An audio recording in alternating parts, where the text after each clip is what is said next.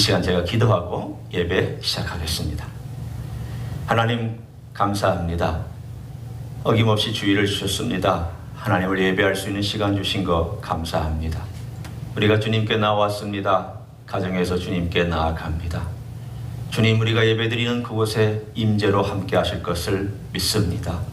주님의 큰 능력으로 우리를 덮어주시며 주님의 자비로운 손길로 저희를 인도하셔서 하나님 백성다운 예배와 삶을 살아갈 수 있도록 축복하여 주시옵소서. 오늘의 모든 예배를 주님께 부탁드립니다. 예수님 이름으로 기도하옵나이다. 아멘. 다 같이 찬송가 88장 찬송하시겠습니다. 88장입니다.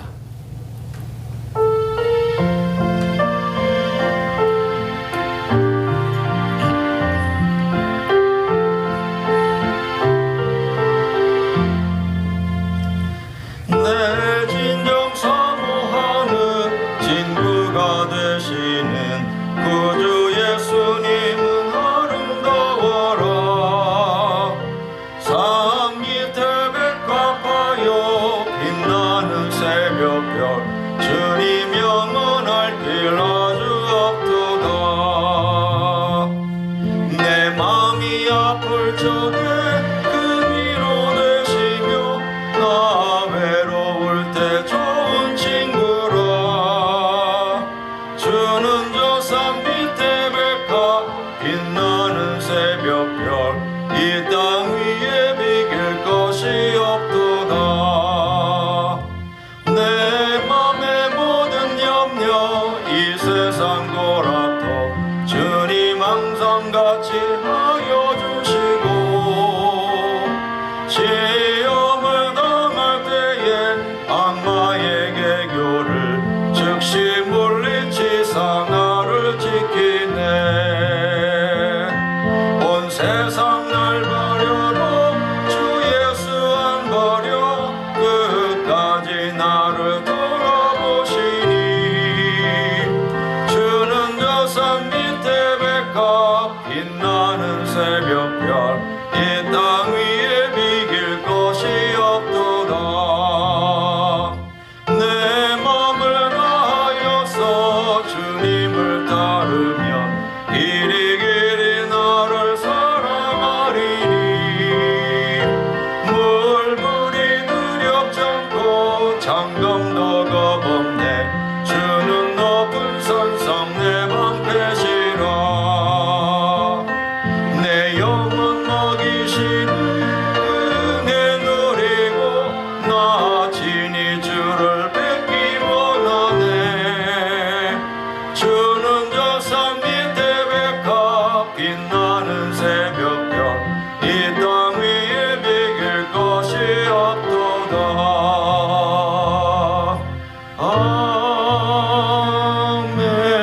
아멘. 이 시간에는 우리가 같이 중보기도하는 시간 같습니다. 코로나 바이러스를 인하여서 고통당하고 있는 가정과 사회와 또 개인들을 위해 기도해 주시고, 또 우리 예수교회가 계속해서 믿음의 공동체로 가정에서 굳건히 세워갈 수 있도록, 또 이 위기상을 극복할 수 있도록, 뿐만 아니라 우리 선교사님의 사역과 건강을 위해서, 약하신 분들을 위해서, 또한 병원에서 애쓰고 수고하시는 우리 의사들, 또 우리 교육 가운데 간호사로 애쓰며 수고하는 어려운 가운데 있지만 또 잘 극복하기 위해서도 하나님께서 붙잡아 주시기를 위해서, 또 이병주 권사님 잠시 폐렴 때문에 고생하셨지만 그러나 회복 단계에 있으셔서 강건하게 주님께서 붙잡아 주시기를 위해서 이 시간 다 같이 통성으로, 조그만 목소리로, 그러나 통성으로 우리가 기도합니다. 하나님 감사합니다. 여러분의 아버지 주님께서 들어주셔서 오늘도 복을 주시고 함께하시니 감사합니다.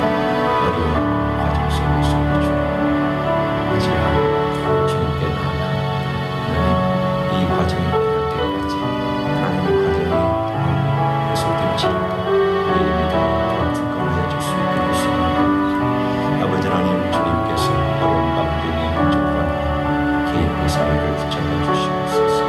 주님이 올라갈수록 통하여서 주님을 믿어 인간의 과학과 인간의 물질에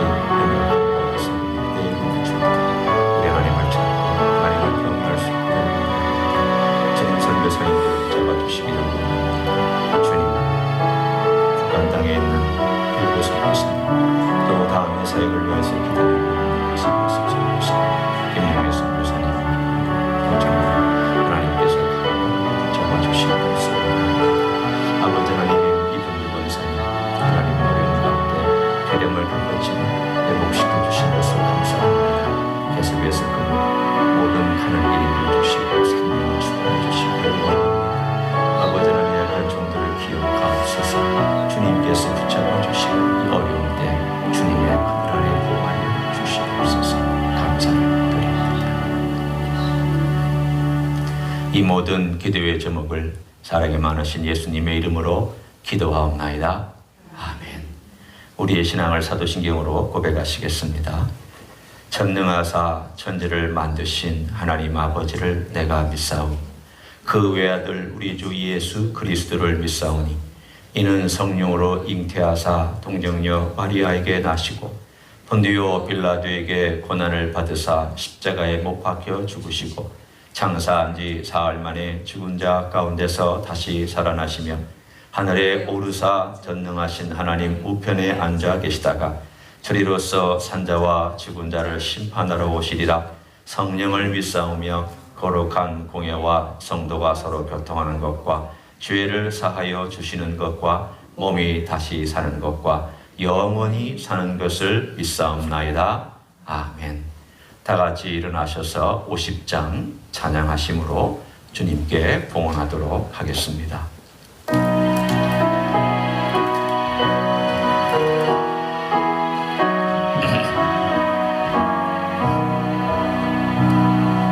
내게 있는 모든 것을 아낌없이 드리네.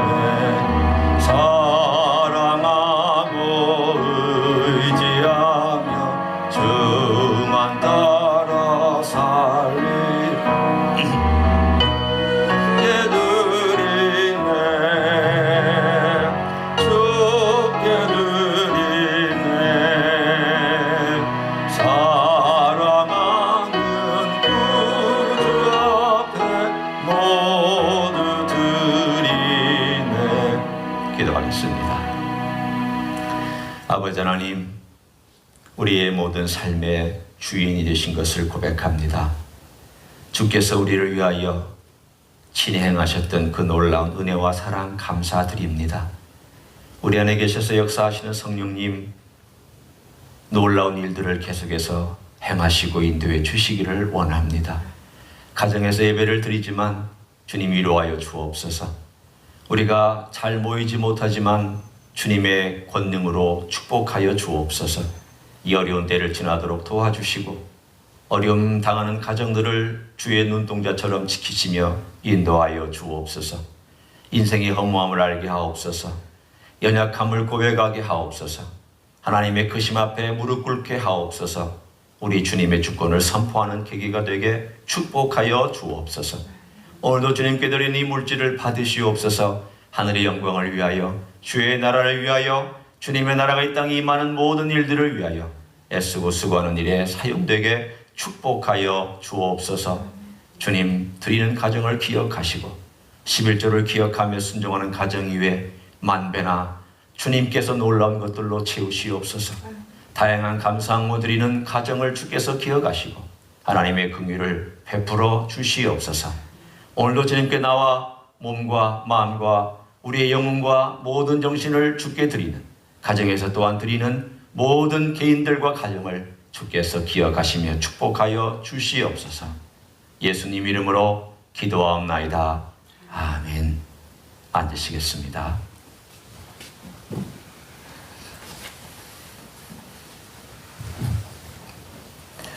오늘 예배에 나오신 여러분들과 또 가정에서 예배를 드리시는 모든 분들을 환영하고 또 축복합니다. 영광스럽고 복된 주일이 되기를 원합니다. 저희가 이렇게 언제까지 해야 할지 잘 알지 못하지만 아마 5월 중순까지는 또 이 형태가 지속되다가 아마도 4월 말이나 5월 초쯤이 되면 어느 정도 사회적 거리를 얼마큼 둬야 되는지, 몇 명까지 모여야 되는지에 대한 행정명령이 또 내려올 것입니다. 우리가 또 사회의 한 일원으로서 행정명령도 지켜가면서 그러다 영적으로 우리가 느슨해지지 않기 위해서 일단은 개인적으로 할 수 있는 일은 개인적으로 충실하게 해주시기를 부탁합니다. 그러나 또 저희 공동체가 할 수 있는 일들, 같이 연락한다든가 또는 전화를 걸어서 어떤 필요를 묻는다든가 기도의 제목을 물어본다든가 하는 일들은 계속해 주셨으면 좋겠습니다. 단체 카톡방 여러분의 사진이나 또 여러분의 사연이나 간증, 또 말씀에서 느꼈던 부분들 올려주시면 또 서로가 은혜 받을 수 있는 좋은 기회가 되지 않을까 그렇게 생각합니다. 뿐만 아니라 개인적인 카톡을 통해서도 서로의 좀 안부를 물어주십시오. 이 힘들고 어려울 때 안부를 물어주는 것이 상당히 위로가 됩니다. 도전도 되고, 누군가가 나를 생각하고 있구나, 누군가가 나를 위하여 기도하고 있구나 라고 하는 것이 굉장히 외롭게 있는 분들에게 큰 영적인 도움이 될 줄로 압니다. 그렇게 애써주시면 감사하겠습니다. 나머지 광고는 우리가 또한 주보를 여러분 보시기도 하고 또 카톡에다 올리기도 할 테니까 참고로 하시기를 바랍니다. 이 시간에 하나님 아버지의 말씀을 나눕니다. 하나님 말씀은 이사야서 12장 1절부터 6절까지입니다.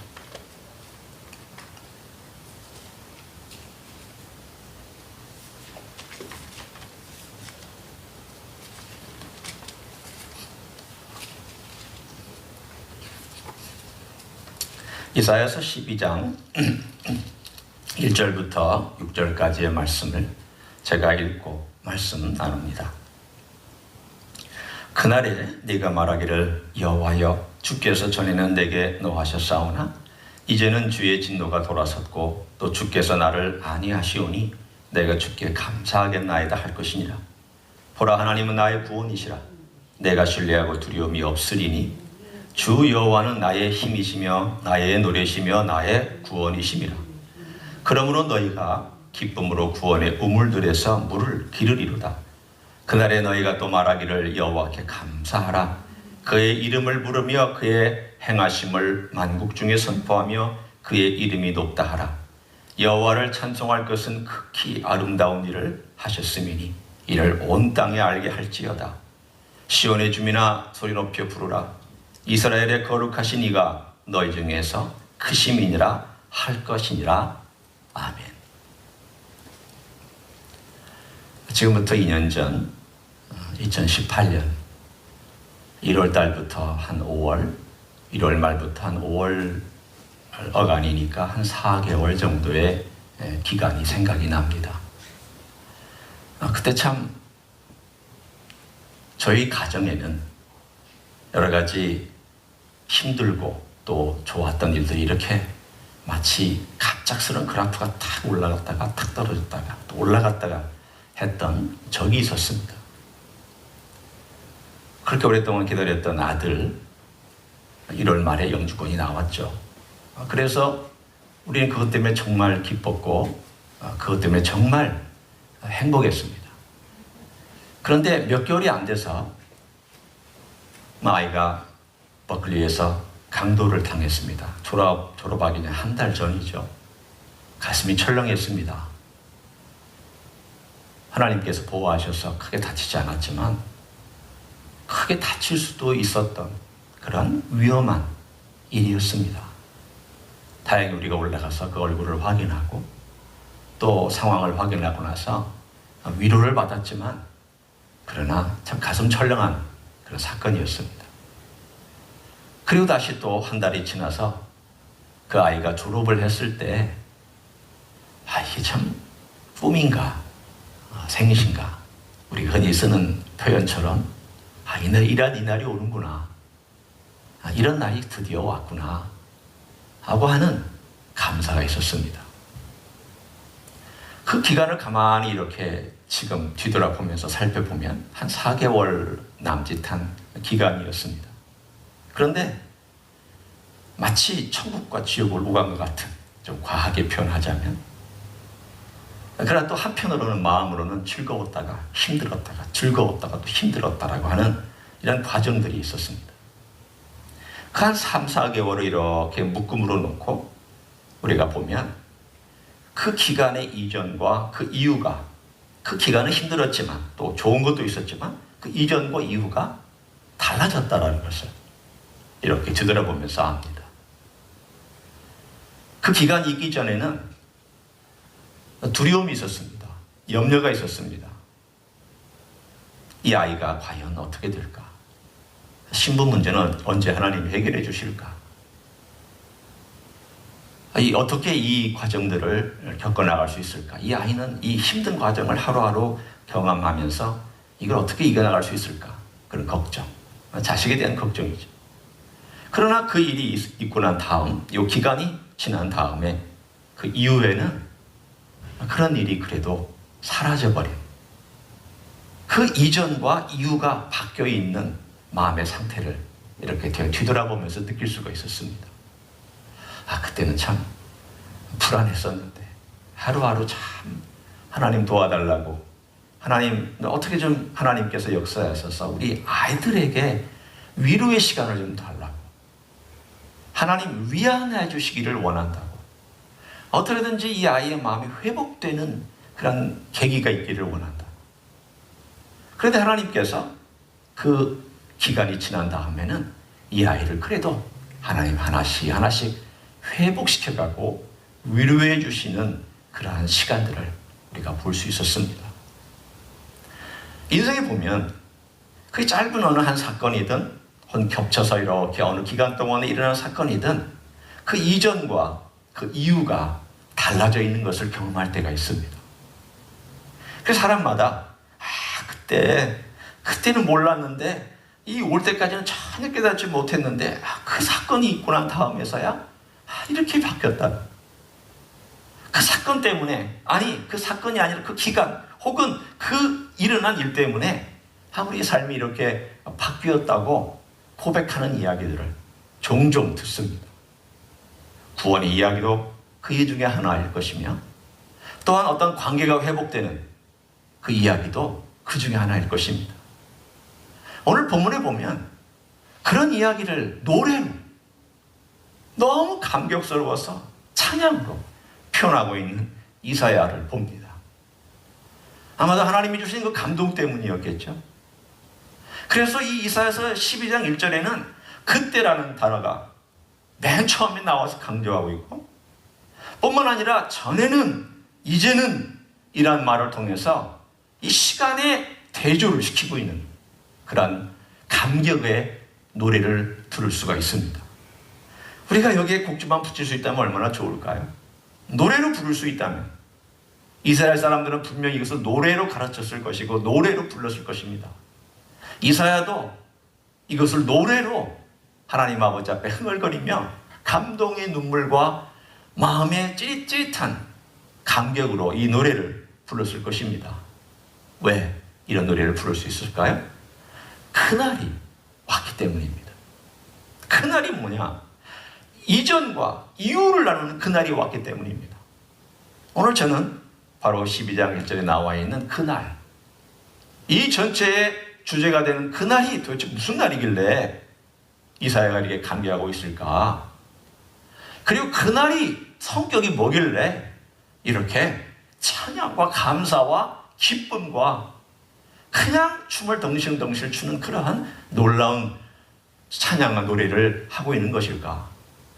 그 이야기를 함께 나누고 싶습니다. 오늘 본문에 그날에 라고 시작하는 이 12장 1절은 독립적으로 12장 1절에만 나오는 단어가 아닙니다. 이 그날은 11장에 이미 언급하고 있는 그날입니다. 우리는 날 그러면 that day, day라는 한 날을 생각하면 24시간일까? 이 뭘 의미하는 날짜일까?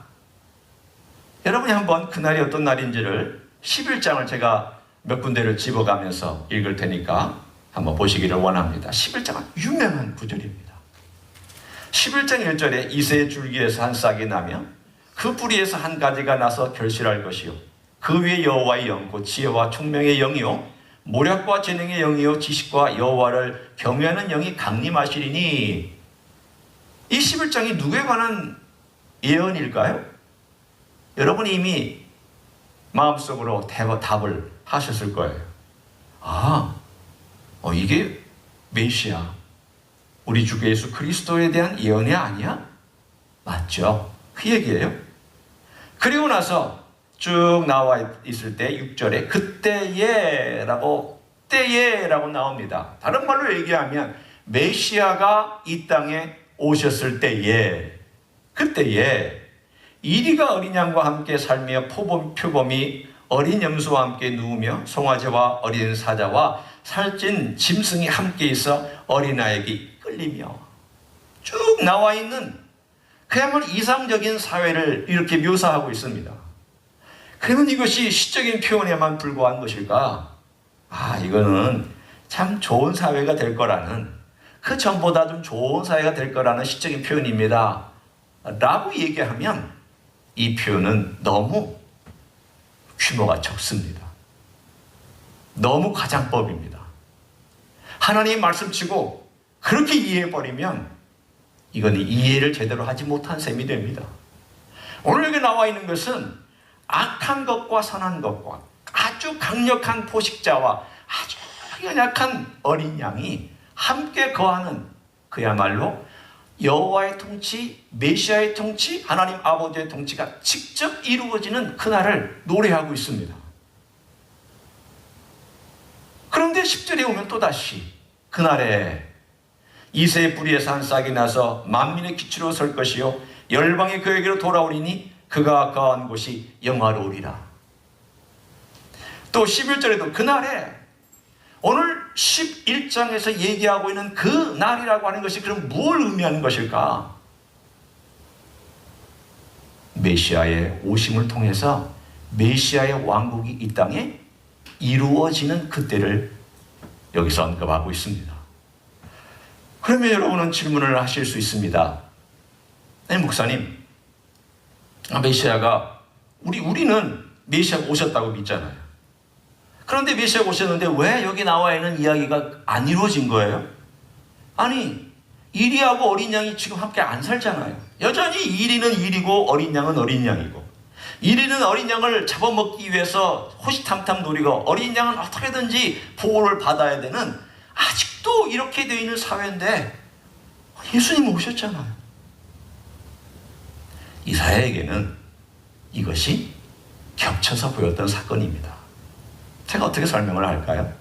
간단하게 이런 거예요. 예를 들면 제가 여러분에게 옆에서 보는 것을 본다면 예수님 오신 때와 또 예수님 앞으로 오실 재림, 초림과 재림이 이렇게 떨어져 있습니다. 이사야는 이 시점에서 바라보고 있기 때문에 이 초림과 재림이 겹쳐져 있습니다. 그러나 그가 모르는 가운데도 하나님께서 메시아의 오심을 통해서 어떻게 그 놀라운 일들을 이루어갈지에 대하여 그는 겹쳐져 있지만, 모르고 있지만 노래하고 있습니다. 마치 멀리서 볼 때는 이 두 손이 겹쳐져 있는 것 같아도 이 사이에 하나님의 신비가 숨어 있었습니다. 이사야는 노래했습니다. 메시아가 오시면 이방이 돌아올 거라고. 메시아가 오시면 가난한 자가 구원받는 역사가 있을 거라고. 메시아가 오시면 눈먼 자가 눈을 뜨게 되고 놀라운 일들이 일어날 거라고. 그 이야기를 하면서 마치 메시아 왕국이 금방 와서 이 땅에 이루어질 것처럼 그렇게 같이 동시에 한 장에서도 또는 여러 장에 거쳐서 이 말했다 저 말했다 하면서 하나님의 계시를 전달했습니다. 그 놀라운 비밀이 그들에게는 숨겨져 있었습니다. 그 신비 가운데 지난 2000년 동안 하나님 고백하고 하나님을 의지하고 예수 그리스도를 구주로 고백한 많은 이방인들이 이 안으로 들어왔습니다. 하나님 2000년 동안 이방인을 구원하시는 시간으로 삼으셨던, 그래서 주님의 초림과 주님의 재림은 교회 시대라고 얘기하는 놀라운 시대가 되었습니다. 저는 한편으로 이런 생각을 했습니다. 왜 주님께서 아직 오시지 않은 걸까? 이건 제가 생각한 거예요. 주님께서 이 천국을 너무 멋지게 지어놓으셨어요. 저희들에게 말씀하신 것처럼 내가 하늘에 가면, 다시 가면 곳에 가서 너희를 위하여 큰 집들을, 맨션들을 지고 나서 너희를 데리러 다시 오겠다. 그런데 그 얼마나 많이 지어놓으셨는지 아직도 그 자리가 채워지지 않은 것처럼 느껴져요. 그럴 때 주님께서 여전히 이방인들이 돌아오게 하나님 기다리고 있고, 그 빈 공간들, 아직도 채워지지 않은 이방인의 충만한 숫자가 돌아오기까지 하나님은 그것을 신비 가운데 집어넣으셨던 바로 그 기간이 지금도 현재 진행형으로 진행되고 있습니다. 그러면 어떻게 이 이전과 이후가 갈라지게 됐을까요? 분명히 예수 그리스도의 오심으로 그 이전과 그리고 현재가 갈라져 있는데, 그러면 이 가장 갈라지게 만든 사건이 무엇일까요? 오늘 여러분 12장 1절을 보십시오. 그때 내가 말하기를 여호와여 주께서 전에는 내게 노하셨사오나 이제는 주의 진노가 돌아섰고. 우리가 가만히 보면 전에는 주님의 진노가 있었습니다. 그런데 이제는 주의 진노가 돌아섰다라고 그렇게 고백하고 있습니다. 한번 생각해 보십시오. 아니, 어떻게 주님의 진노가 오다가 돌아섰을까? 이게 턴했다는 뜻이에요. 그런데 주의 진노는 또한 우리가 흔히 생각하는 것처럼 화를 내거나 분노하는 그 어떤 감정적인 것을 여기서 얘기하는 게 아닙니다. 하나님의 진노는 하나님의 공의로우심을 다른 표현으로 쓴 것입니다. 하나님의 공의로우심이 이 땅의 죄를 볼 때에는 진노로 나타납니다. 하나님의 의로우심이 인간의 죄와 맞닥뜨렸을 때에는 그 공의로우심이 인간의 죄를 심판할 수밖에 없는 진노로 드러납니다. 그런데 어떻게 인간의 죄가 있는데 하나님의 공의로우심을 만나는 이 공의로우심이 오다가 터닝하고 있을 수 있단 말입니까? 어떻게 이 인간을 향하여 온 이 하나님의 심판과 진노가 어떻게 방향을 바꾸어서 다른 방향으로 갈 수 있게 되었습니까? 바로 이 사건은 예수 그리스도의 십자가 사건을 의미하고 있습니다. 하나님의 공의가 우리에게 내려와야 되는데도 불구하고 그 공의가 우리에게 내려오지 않고 예수님께로 내려왔습니다. 그래서 그 진노가 예수님께서 쏟아졌기 때문에 그 진노가, 우리에게 내려온 진노가 터닝해서 예수님에게로 내려온 다음 하나님은 그 진노 대신에 우리에게는 하나님의 긍휼로 우리를 안위해 주신다라고. 그게 너무나도 그에게는 신기한 일이었습니다. 어떻게 이게 하나님의 진노가 터닝하고 돌이켜서 우리에게 내려야 될 대신에 하나님은 우리를 오히려 안위해 주시는 것으로 나타날 수 있겠느냐? 이건 너무 놀라워서 이사야는 노래하고 있습니다. 나중에인지 또는 중간인지 언제인지 그는 모르지만 이사야서 53장에 가서야 그 비밀이 밝혀집니다. 어린 양이 되셔서 그가 아무 반항과 또는 저항을 하지 아니하고 털 깎으러 가는 어린 양처럼 그가 우리를 위하여, 우리의 죄악을 위하여 담당하셨도다라고 이사야는 53장에 가서 그 아름다운 이야기로 예수 그리스도의 대속의 사건을 노래합니다. 오늘 여기에 그것이 숨어 있습니다. 이사야서 곳곳에는 하나님의 진노와 하나님의 긍휼이, 하나님의 심판과 하나님의 위로가 곳곳에서 겹치면서 나와 있습니다. 그러나 이것은, 노래는 하나님의 그 진노가 돌아섰다는 것을 너무 감격 가운데 노래합니다. 이게 하나님이 하신 일이구나. 하나님 아버지가 이 일을 계획하셨구나.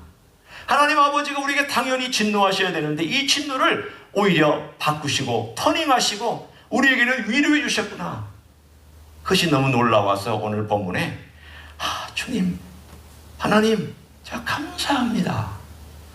제 이사야는 제가 죽어야 될 인생인데, 이사야는 제가 죄 때문에 멸망받아야 될 백성 중에 입술이 지저분한 백성인데 하나님이 저를 치시지 아니하고 오히려 이 죄를 하나님이 용서해 주시고 주님의 진노를 턴하셔서 저를 구원해 주시고 위로해 주셨습니다. 어떻게 위로를 해주셨을까요? 이사야야, 너는 죄인이지만 내가 너를 용서한다.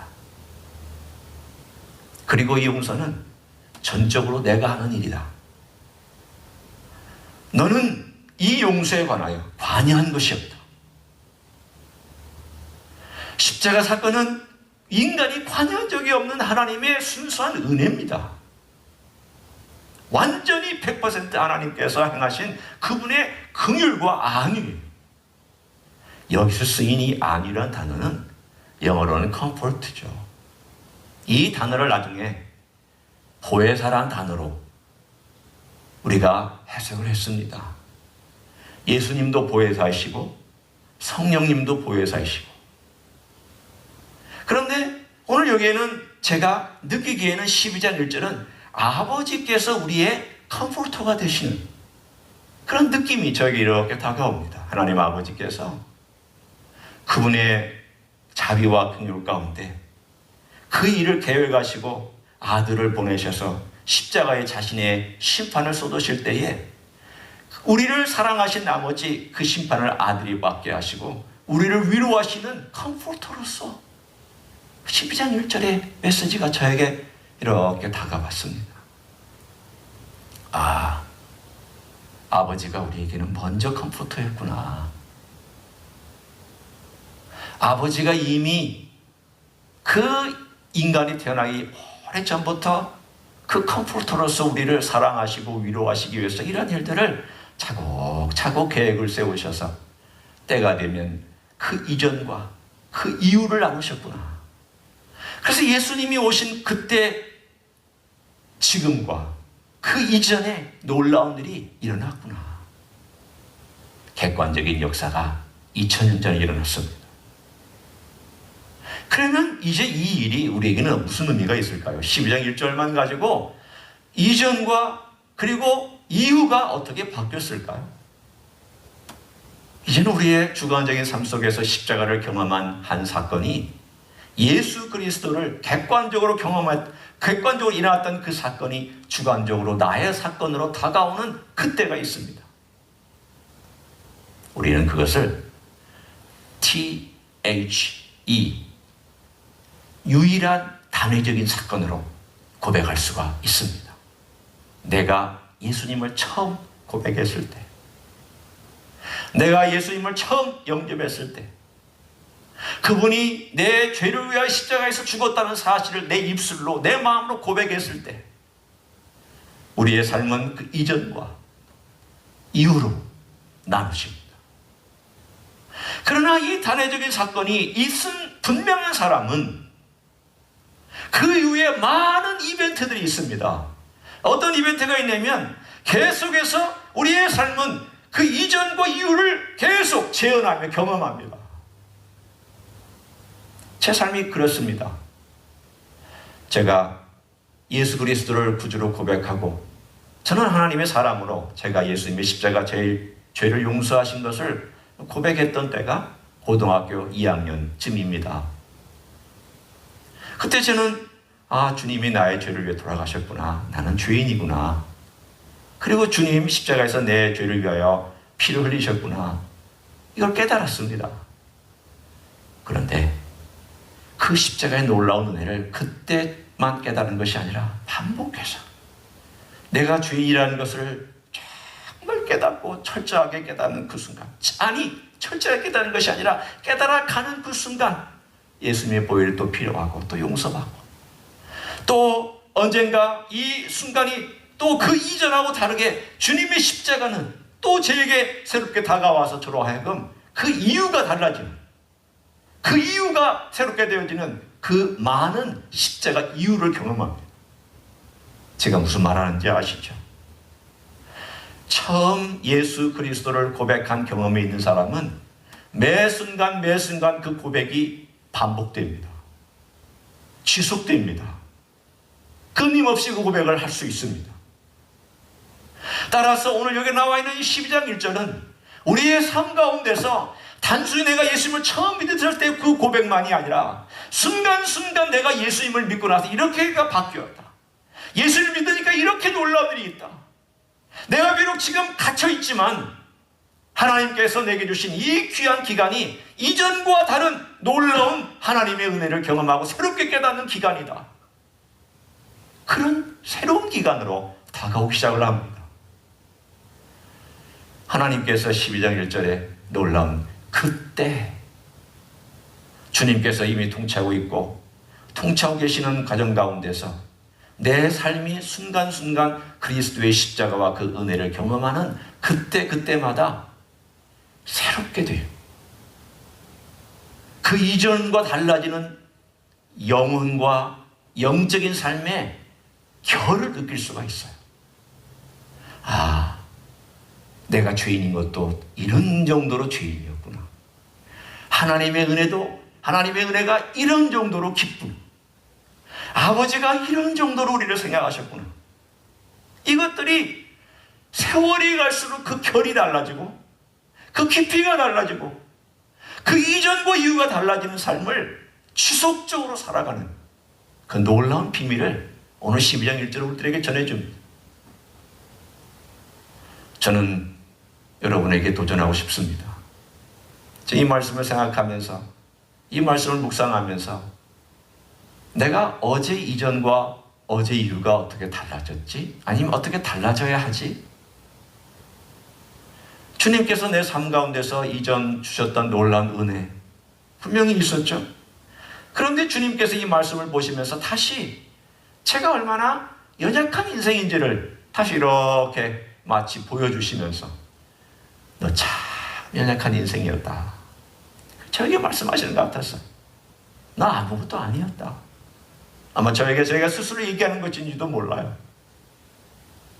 그래서 제 스스로 보면서 제가 정말 얼마나 부족한지, 아니 어렸을 때 얼마나 참 이기적인지, 그리고 살아오면서 얼마나 내 중심적인지.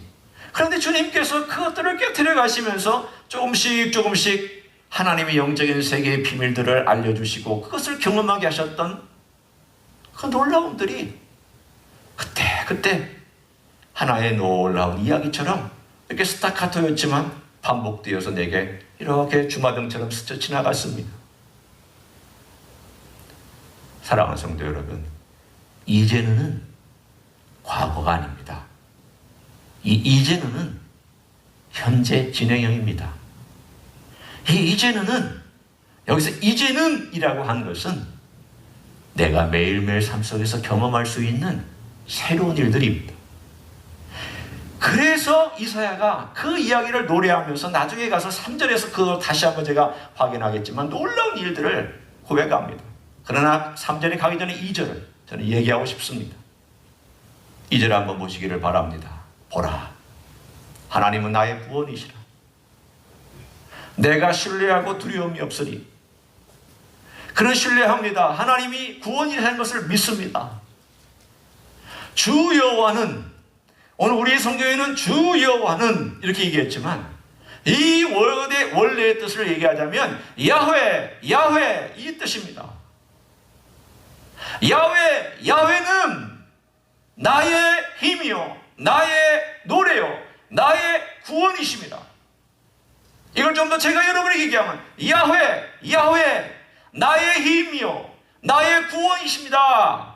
그리고 나의 노래이십니다. 그리고 나의 구원이 되십니다. 그 뜻입니다. 앞에 구원 두 번 내놓고 그 사이에다가 나의 힘, 나의 노래, 이것이 그 가운데 들어있습니다. 4번이나 하면서 이 4번 나의 구원이십니다, 나의 구원이십니다 라고 얘기하고 가운데 나의 힘이요, 나의 노래입니다. 그 얘기가 들어있는 구조예요. 그 구조의 핵심은 뭐냐? 야훼예요. 야훼. 도대체 누구를 얘기하는 걸까요? 이 야훼가 왜 힘이 되는 걸까요? 이 노래는 출애굽기 15장에 나오는 이야기예요. 이 노래는 미리암이 불렀던 노래예요. 이스라엘 백성이 불렀던 노래예요. 새 노래 아니에요. 옛날 노래예요. 이미 이스라엘 사람들은 다 아는 노래예요. 우리나라 사람들이 아리랑을 아는 것처럼 이 사람들이 아는 노래예요. 그런데 여러분, 아리랑이 새로운 의미로 다가올 때는 언제 다가와요? 슬플 때 다가오죠. 나라를 잃었을 때 다가오죠. 그냥 아리랑 그냥 흥얼흥얼 부를 때보다 슬플 때, 나라를 잃었을 때, 어떤 예수 믿지 않는 사람이나 믿는 사람은 공통적으로 우리 민족에 가져오는 어떤 슬픈 정서가 있을 때 같이 공감대를 이루면서 의미가 새로워지고 느낌이 새로워지잖아요. 오늘 이야기도 그 얘기예요. 야훼는 나의 힘이십니다, 나의 노래이십니다, 나의 구원이십니다. 이 노래는 다 알고 있는 노래지만 새롭게 다가오는 노래예요. 왜 힘이 되었을까? 하나님께서 그 아들 예수 그리스도에게 진노를 쏟고 나서 아들 예수 그리스도의 진노를 다 받고 그 진노 가운데 하나님의 긍휼을 우리에게 드러내 주시고 모든 진노를 없애주시는 능력이 되었기 때문에 세상에 누가 저주를 축복으로 바꿀 수 있어요? 죄를 능력의 십자가로 바꿀 수 있어요. 저주의 십자가를 능력의 십자가로 바꿀 수 있어요. 누구를 통과해서 이 일이 이루어진 걸까요? 예수 그리스도의 육신을 통과해서 일어난 일이에요. 그 능력은 공짜가 아니에요. 그 능력은 값없이 주어진 게 아니에요. 우리에게는 값없이 왔지만 하나님의 편에서는 값없이 주신 게 아니라고요.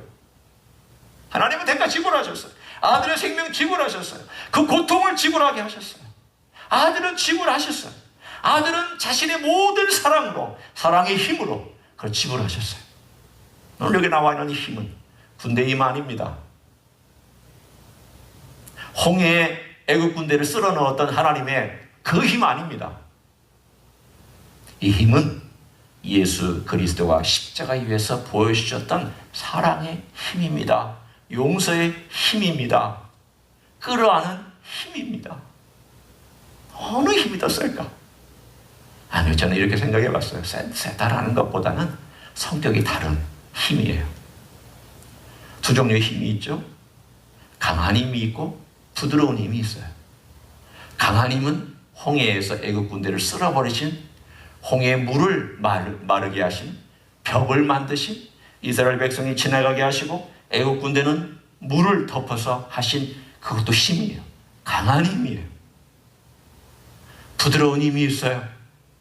사랑하는 힘, 용서하는 힘, 죄인들을 품는 힘, 기꺼이 그 모든 죄를 다 받으시고 대신 우리는 사랑해 주시고 안위해 주시는 힘, 이 힘이 제일 큰 힘. 저는 이런 힘을 다른 데 가서 찾을 수가 없어요. 세상에서 찾을 수 없어요. 다른 종교에서 찾을 수 없어요. 오로지 예수 그리스도 그분만이 이 놀라운 일을 행해 주세요. 제가 언젠가 얘기했죠. 제가 이 구절에 의뢰받았던 때가 세브란스 병원에 입원했을 때라고. 그 얘기를 아시니까 제가 길게 얘기하지 않아요. 그때부터 이 말씀을 늘 지난 2007년부터 지금까지 13년 동안 간헐적으로, 어떨 때는 자주 12장을 봐요. 내가 외우고 있다가 토시가 틀렸나 싶으면 다시 또 12장을 봐요. 왜 토시가 틀리나 단어가 틀리냐면 저는 옛날에 개역성경을 가지고 외웠거든요. 그런데 여기는 의뢰한다, 신뢰한다는 말이 바뀌어 있기 때문에 제가 긴가민가에서도 봐요. 예수 그리스도 그분이 우리를 위하여 행한 야훼, 우리 예수님은 나의 힘, 나의 노래, 나의 구원이라는 이것을 계속해서 노래하기 때문에 저는 이것이 저의 신앙 고백이에요. 뿐만 아니라 3절로 갑니다. 1절이 하나님 아버지께서 그분의 긍휼을 우리에게 베풀어 주신 이야기고, 2절이 예수님께서 십자가 위에서 우리를 위하여 피를 흘리셔서 우리의 힘이 되어 주신 이야기라면, 노래라면, 3절은 무엇에 관한 걸까요? 여러분 이미 짐작하실 수 있어요. 성령님에 관한 노래예요. 여기 3절에 보면 그러므로 너희가 기쁨으로 구원의 우물들에서 물을 기르리로다 라고 노래합니다. 여기서 구원의 우물들이란 이 우물들은 단어 자체가 원래 spring이라는 단어예요. springs. spring이라는 단어는 샘, 물이 뽕뽕뽕뽕 솟아오르는 그런 spring이에요. 그리고 그 스프링에다가 S자를 붙여서 복수로서 풍성한 물이라는 뜻이 있어요. 예수님께서 성령님을 소개하실 때 요한복음에 이렇게 소개를 하셨거든요. 너희 안에 생수의 강이 넘치리라. 그러면 그 생수의 강이 넘치는 것을 뭐라고 요한은 거기에다가 설명을 붙였느냐 하면 성령님이시다라고 설명을 붙였어요. 우리 안에 계시는 성령님이 우리의 생수의 강이고 우리의 생수가 흘러나오는 근원이며 우리의 모든 기쁨의 근원이 거기서부터 우러나오고 있다는 것을 말씀해 주고 계셔요. 결국은 멀리 가지 말라는 거죠. 내 안에 성령님이 계시고 이 성령님 안에 생명의 근원이 있고 이 생명의 근원은 예수 그리스도가 십자가에서 이루신 십자가와 부활의 능력을 갖고 우리 안에 계시기 때문에 이 안에 성령께서 역사하신다고, 그 역사가 놀랍게 우리 안에서 행한다. 멀리 가지 말라고. 네 안에 계신 성령님에게 늘 부탁하라고. 그리고 그 안에 엎드리라고. 오늘 제가 그 놀라운 이 우물들이 어디에서 나오는 내용인지 이사야서 몇 군데를 마치고 오늘 이 말씀을 마치고자 합니다. 자, 이사야서 한번 여러분 찾아가서 한번 우리가 봅니다. 이사야서 35장 5절과 6절입니다. 이사야서 35장 5절과 6절 제가 읽습니다. 그때의 맹인의 눈이 밝을 것이며 못 듣는 사람의 귀가 열릴 것이며 그때의 저는 자는 사슴같이 될 것이며 말 못하는 자의 혀는 노래 아니니 이는 광야에서 물이 솟겠고 사막에서 시내가 흐를 것이며 뜨거운 사막이 변화의 못이 될 것이며 메마른 땅이 변화의 원천이 될 것이며 승냥이의 눕던 곳에 풀과 갈대와 부들이 날 것이며 메시아가 오시는 때에 어떤 일이 나는지를 또 41장 얘기하고 있습니다. 41장 18절입니다. 내가 헐벗은 산에 강을 내며 골짜기 가운데에 샘이 나게 하며 광야가 못이 되게 하며 마른 땅에 샘 근원이 되게 할 것이며. 한 구절 더 읽습니다. 43장 19절 20절입니다. 보라 내가 새 일을 행하리니 이제 나타낼 것이라. 너희가 그것을 알지 못하겠느냐. 반드시 내가 광야의 길을 사막에 강을 내리니 장차 들짐승 그 승냥이와 타조도 나를 존경할 것은 내가 광야의 물을 사막의 강들을 내어 내 백성 내가 택한 자에게 마시게 할 것입니다. 특징이 있습니다. 어디에 강이 솟고 어디에 샘들이 솟을까요? 바로 광야입니다. 광야가 물이 나오는 장소가 됩니다. 우리가 지금 겪고 있는 광야 같은 외로움, 광야 같은 물이 없는 답답함, 어떨 때는 영혼이 텁텁해서 언제까지 이 일들을 지속할 수 있을까라고 하는 두려움, 한편으로 이런 일들이 계속 반복되고 어려운 일들이 앞으로 다가오면 우리가 어떻게 견딜 수 있을까라고 하는 염려, 광야 같습니다. 그러나 이 광야 같은 세상 속에서 하나님께서 분명히 약속한 내용이 있습니다. 네가 나를 의지하면, 나를 신뢰하면 너는 안위를 받을 것이다. 나를 신뢰하면 너는 기쁨으로 노래할 것이다. 나를 바라보면 너는 내 샘에서부터 물을 기를 수 있을 것이다. 이것은 지금 일어날 수 있는 일이다. 맞아요. 길러야 돼요. 기르는 자는 그 물을 마실 수 있어요. 강이 흘러도 거기에 가서 기르는 자만이 먹고 물을 떠오는 자만이 먹게 되어 있어요. 많은 사람들이 물이 있다는 걸 알지만 가지 않아요. 예레미야는 그것을 뭐라고 얘기하냐면 너희들이 웅덩이를 파서 너희 스스로 먹는구나. 이거 아니다. 내게로 와라. 내 물을 먹어라. 나를 찾으라. 나를 구하라. 두드려라. 내게 엎드려라. 내게 간절히 구하라. 지금이 그때다. 하나님께서 우리에게 주신 이 멋진 은혜의 교회는 물을 기르라고 한 때예요. 기르어야 될 때예요. 이때 놓치면 어쩌면 영원히 기회가 다가오지 않을 수도 있어요.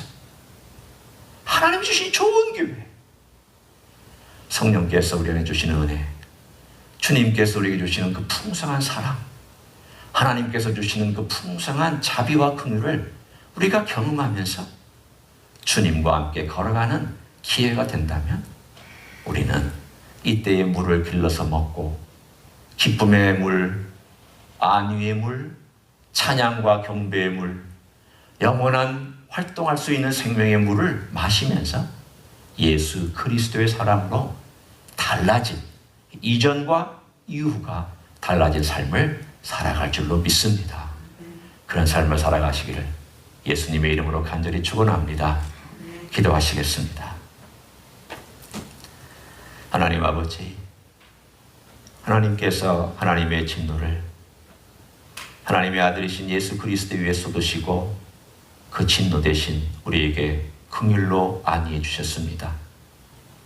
예수님은 하나님 아버지의 진노를 다 받으시고 사랑의 힘으로 우리를 용서해 주셨으며 우리를 품어주신 것 감사를 드립니다. 우리의 노래의 주제는 하나님이시며 우리 주 예수 그리스도이십니다. 뿐만 아니라 매일매일 우리는 그 샘에 가서 성령의 샘에서 물을 길러오며 그 물을 길러오며 그것으로 우리가 살아가고 감격하고 감사할 수 있습니다. 주여, 이전과 다른 삶을 살아갈 수 있도록 축복해 주시기를 원합니다. 내가 처음 예수님을 믿던 때 그 감격처럼 매일매일 삶 속에서 새로운 이제가 나타날 수 있도록 축복해 주시기를 원합니다. 예수님 때문에 새롭고 성령님 때문에 새롭고 하나님 아버지께서 부어주시는 은혜 때문에 우리의 영혼이 새롭게 되어지기를 원합니다. 하늘에서 주시는 그 풍성한 은혜로 채워지고 새롭게 되기를 원합니다. 나에게는 이 근원이 없습니다. 내가 만들어낸 것도 아니요, 내가 가져올 수 있는 것도 아니요, 내가 창조해낼 수 있는 것도 아닙니다. 다만 하나님께서 주셔야만 하고 하나님께서 부어주셔야만이 됐습니다. 그런데 그 일이 나에게 있음을 감사합니다. 그 놀라운 근원이 내게 있음을 감사합니다. 성령께서 그 근원이 되어주심을 감사합니다. 매일매일 그 물을 기를 수 있도록 축복하여 주시옵소서. 물을 부지런히 길러 주의 말씀 속에서 기르고 기도하는 가운데 기르고 교제하는 데 기르고 묵상하는 데 기르고 걸어다니면서 기르고 일하면서 기르고 집에 있는 동안에 길러가며 그 생명의 풍성한 물을 먹고 마시는 하나님의 종들이 되게 축복하여 주시옵소서. 이제는 우리 구주 예수 그리스도의 은혜와 하나님 아버지의 극진하신 사랑과 성령 하나님의 통하심의 역사가 하나님 아버지와 아들 예수 그리스도와 성령께서 만들어 놓으신 그 놀라운 날, 그 날이 현재 진행되고 있으므로 날마다 새롭게 되기를 소원하는 이 자리에 참여한 모든 종들 위에와 가정에서 드리는 종들 위에와 저희 MJ예수교회 위에와 이민교회들과 한국교회들과 선교사님들 위에 이제로부터 영원히 함께 하실지어다. 아멘.